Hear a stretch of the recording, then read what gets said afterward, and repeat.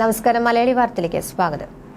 മ്യാൻമറിൽ അടുത്തിടെ ഉണ്ടായ 7.7 തീവ്രതയുള്ള ഭൂകമ്പത്തിൽ 2000-ലധികം പേർക്ക് ജീവൻ നഷ്ടപ്പെട്ടിരുന്നു. ഈ ദുഃഖത്തിൽ ലോകം നിൽക്കുമ്പോൾ തന്നെ സങ്കല്പിക്കാനാവാത്ത നാശനഷ്ടങ്ങൾ വരുത്തുകയും ഏകദേശം 3 ലക്ഷം പേരുടെ ജീവൻ ഇല്ലാതാവുകയും ചെയ്തേക്കാവുന്ന ഒരു മെഗാ ഭൂകമ്പത്തെക്കുറിച്ച് ജപ്പാൻ മുന്നറിയിപ്പ് നൽകുകയാണ്. എന്നാൽ ഈ മുന്നറിയിപ്പുകൾ വെറും വിദൂര തലക്കെട്ടുകൾ മാത്രമല്ല, ഇന്ത്യക്കും ഓർമ്മപ്പെടുത്തലുകളാണ്. ഹിമാലയത്തിൽ സമാനമായ ഒരു അപകടം ഉണ്ടാകുമെന്ന് വിദഗ്ധർ വളരെ കാലമായി മുന്നറിയിപ്പ് നൽകുന്നുണ്ട്. അവിടെ എപ്പോൾ വേണമെങ്കിലും ഒരു ശക്തമായ, വളരെ കാലമായി പ്രതീക്ഷിക്കാത്ത ഭൂകമ്പം ഉണ്ടാകും. മെഗാ ഭൂകമ്പത്തെക്കുറിച്ച് പറയുമ്പോൾ ലോകത്തെ ഏറ്റവും അധികം ഭൂകമ്പങ്ങൾ ഉണ്ടാകുന്ന രാജ്യങ്ങളിൽ ഒന്നാണ് ജപ്പാൻ.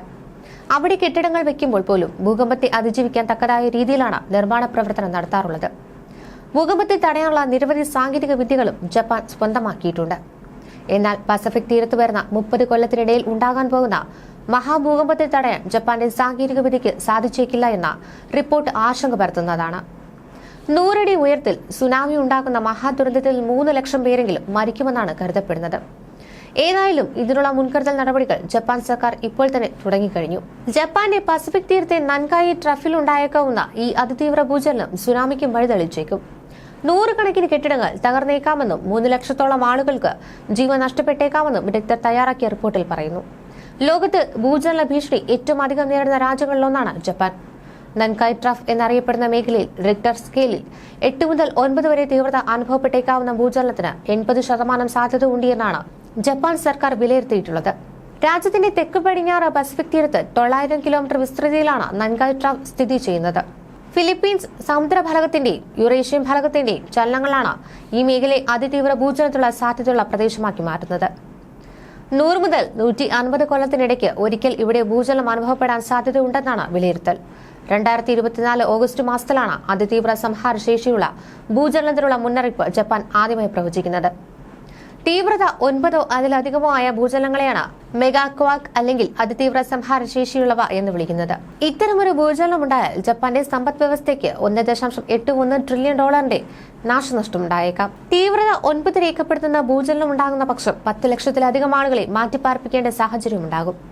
രാജ്യത്തിന്റെ ആകെ ജനസംഖ്യയുടെ 10% വരും ഇത്.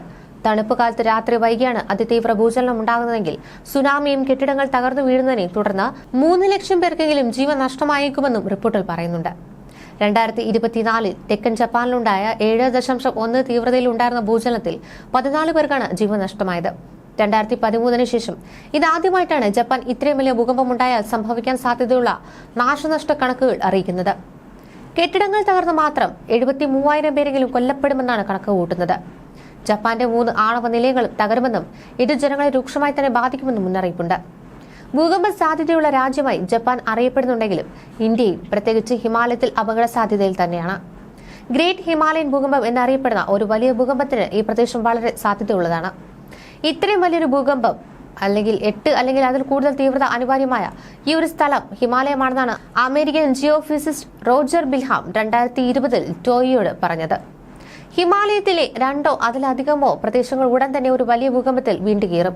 അത് സാധ്യമായേക്കാമെന്നല്ല, അവ സംഭവിക്കണം എന്നാണ് അദ്ദേഹം പറഞ്ഞത്. ഇന്ത്യ പതുക്കെ ടിബറ്റിന് കീഴിൽ വഴുതി വീഴുകയാണെന്നാണ് അദ്ദേഹം വിശദീകരിച്ചത്. പക്ഷേ ടെക്ടോണിക് പ്ലേറ്റുകൾക്കിടയിലുള്ള ഘർഷണം സുഗമമായ ചലനത്തെ തടയുന്നു. ഈ ഘർഷണം പെട്ടെന്ന് മാറുമ്പോൾ തത്ഫലമായി ഉണ്ടാകുന്ന ഭൂകമ്പം വിനാശകരമായിരിക്കും.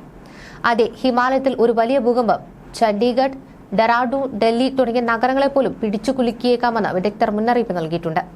ഇത്രയും വലിയ ജനസംഖ്യ ശക്തമായ ഭൂകമ്പത്തിന് വിധേയമാകുന്നതോടെ അപകട സാധ്യത കൂടുതൽ ഗുരുതരമാകും. വാസ്തവത്തിൽ സിസ്മോളജിക്കൽ റിസർച്ച് ലെറ്റേഴ്സിൽ പ്രസിദ്ധീകരിച്ച 2020 ഒരു പഠനം പറയുന്നത് മുഴുവൻ ഹിമാലയം ആർക്കും വലിയൊരു ഭൂകമ്പങ്ങളുടെ ഒരു ശ്രേണി സൃഷ്ടിക്കാൻ സജ്ജമാണ് എന്നാണ് ഗവേഷകനായ സ്റ്റീഫൻ ജി വെസ്റ്റോവ്സ്കി PTIയോട് പറഞ്ഞത്. നമ്മൾ ജീവിക്കുന്ന ഈ സമയത്ത് വലിയൊരു ഭൂകമ്പം അടുത്തുണ്ടായാൽ അതിശയിക്കാനില്ല. ഹിമാലയൻ പോർട്ടുകളിൽ 8-ൽ കൂടുതൽ തീവ്രതയുള്ള ഭൂകമ്പത്തിന് തയ്യാറാണെന്നും എന്നാൽ അത് എപ്പോൾ സംഭവിക്കാമെന്ന് ആർക്കും കൃത്യമായി പ്രവചിക്കാൻ കഴിയില്ലെന്നും ഇന്ത്യൻ ഭൂകമ്പ ശാസ്ത്രജ്ഞൻ സുപ്രിയോ മിത്ര കൂട്ടിച്ചേർത്തു. ഹിമാലയൻ മേഖലയിലും സമീപ സമതലങ്ങളിലുമായി 50 ദശലക്ഷത്തിലധികം ആളുകൾ അപകടത്തിലാണെന്നാണ് 2001 സയൻസിൽ പ്രസിദ്ധീകരിച്ച ഒരു പഠനം മുന്നറിയിപ്പ് നൽകിയത്. 1819 കച്ച് ഭൂകമ്പത്തെ 2001 ഭുജ് ഭൂകമ്പത്തെയും താരതമ്യം ചെയ്ത് ജനസംഖ്യാ വർധനവ് ആഘാതം എങ്ങനെ വഷളാക്കുന്നുവെന്ന് പഠനം കാണിക്കുന്നുണ്ട്. കച്ചിലെ ജനസംഖ്യ 10 ഇരട്ടിയായി വർദ്ധിച്ചു. 1819 ഏകദേശം 2000 ആയിരുന്ന മരണങ്ങൾ 2001 30,000 ഉയർന്നു. 1905 കാംഗ്ര ഭൂകമ്പം ഇന്ന് ആവർത്തിച്ചാൽ അത് 2 ലക്ഷമോ അതിൽ കൂടുതലോ മരണങ്ങൾക്ക് കാരണമാകും. ഗംഗാ സമുദ്രത്തിലെ ഒരു മെഗാസിറ്റിയിൽ ഇത്തരമൊരു ഭൂകമ്പം ഉണ്ടായാൽ നഷ്ടം വളരെ വലുതായിരിക്കും. ജപ്പാന്റെ മുന്നറിയിപ്പ് കാണിക്കുന്നത് പോലെ അത്തരം ദുരന്തങ്ങളിലെ സാമ്പത്തികവും മാനുഷിക നഷ്ടവും യഥാർത്ഥമാണ്. ഇന്ത്യയെ സംബന്ധിച്ചിടത്തോളം പഠനം തന്നെ ഇത് വ്യക്തമാക്കുന്നുണ്ട്. ഇതിനിടെ ആഭ്യന്തര സംഘർഷവും സാമ്പത്തിക പ്രതിസന്ധിയും രൂക്ഷമായ മ്യാൻമാറിനെ നിലംപരിശാക്കിയ ഭൂചലനത്തിൽ മരണം 3000 കടന്നിരിക്കുകയാണ്. മാർച്ച് 28-ന് ഉണ്ടായ ഭൂകമ്പത്തിൽ രാജ്യത്തുടനീളമുള്ള നിരവധി ബഹുനില കെട്ടിടങ്ങൾ തകരുകയും അടിസ്ഥാന സൗകര്യങ്ങൾക്ക് നാശനഷ്ടമുണ്ടാവുകയും ചെയ്തിട്ടുണ്ട്. കെട്ടിടാവശിഷ്ടങ്ങൾക്കിടയിൽ കുടുങ്ങിയും അല്ലാതെയുമായി 3354 പേർ മരിച്ചുവെന്നാണ് പ്രാദേശിക മാധ്യമങ്ങൾ റിപ്പോർട്ട് ചെയ്യുന്നത്.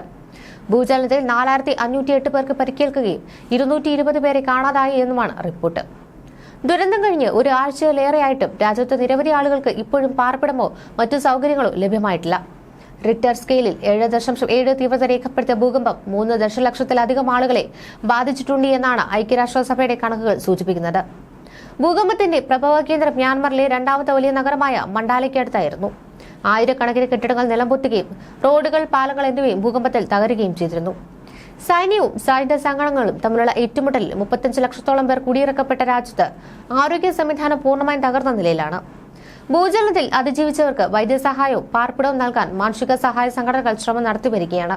ദുരന്തബാധിത രാജ്യത്തെ സഹായിക്കാൻ ഐക്യരാഷ്ട്രസഭയുടെ സഹായ മേധാവി ലോകരാജ്യങ്ങളോട് വീണ്ടും ആഹ്വാനം ചെയ്തിട്ടുണ്ട്. റിക്ടർ സ്കെയിലിൽ 7.7 തീവ്രതയുള്ള ഭൂകമ്പമായിരുന്നു മ്യാൻമാറിലുണ്ടായത്.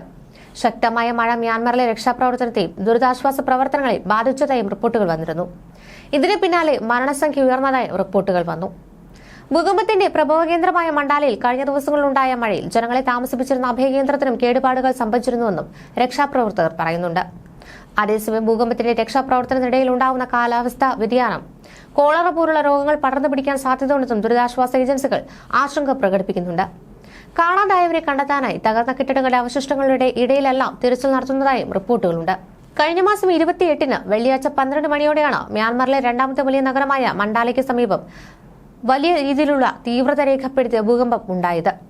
ഏകദേശം 11 മിനിറ്റുകൾക്ക് ശേഷം റിക്ടർ സ്കെയിലിൽ 6.4 തീവ്രത രേഖപ്പെടുത്തിയ ശക്തമായ തുടർ ഭൂചലനം ഉണ്ടായി. 10 കിലോമീറ്റർ താഴ്ചയിലാണ് ഭൂചലനം ഉണ്ടായതെന്ന് നാഷണൽ സെന്റർ ഫോർ സീസ്മോളജി സ്ഥിരീകരിച്ചു. ഇന്ത്യ, ഫ്രാൻസ്, യൂറോപ്യൻ യൂണിയൻ എന്നിവയുൾപ്പെടെയുള്ള നിരവധി രാജ്യങ്ങൾ മ്യാൻമറിന് പിന്തുണ പ്രഖ്യാപിച്ചിരുന്നു. എന്നാൽ ആഭ്യന്തര യുദ്ധം തുടരുന്ന സാഹചര്യത്തിൽ ദുരന്തബാധിത പ്രദേശത്ത് എത്താൻ പല രാജ്യങ്ങളും മടിക്കുന്നുവെന്നും ഇത് ദുരിതാശ്വാസ പ്രവർത്തനങ്ങൾക്ക് വെല്ലുവിളിയാകുന്നുവെന്നും റിപ്പോർട്ടുകളും വന്നിരുന്നു.